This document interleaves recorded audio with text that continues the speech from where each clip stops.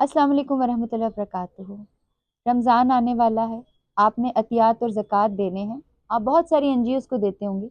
मेरी कोई commercial NGO नहीं है, मेरी एनजीओ मेरे खुद के पैसों पे चलती है और बहुत सारे ऐसे मुस्तहिक लोग हैं जिनकी मैं मदद नहीं कर पाती।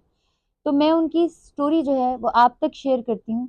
आगे आपका और अल्लाह का मामला है। इन खातून की कहानी सुनकर आपके रोंगटे खड़े हो जाएंगे। अल्लाह कैसे इम्तिहान लेता है, लेकिन अल्लाह कहता है जिसको मैं देता हूँ, फिर ये उसका इम्तिहान है कि जिसका मैं इम्तिहान ले रहा हूँ वो उसकी मदद करता है कि नहीं करता। क्योंकि मैं बहुत मजबूर हूँ, मेरा कोई कमाने वाला नहीं है।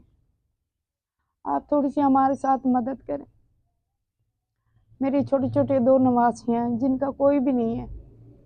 इतना मुश्किल गुजारा होता है कि हम कभी कभी भूखे भी सो लेते हैं, और मेरी बेटी का भी कोई ध्यान नहीं रखने वाला। इसकी वजह से मैं काम नहीं कर पाती। आजकल का ऐसा दौर है कि किसी पागलों को भी नहीं कोई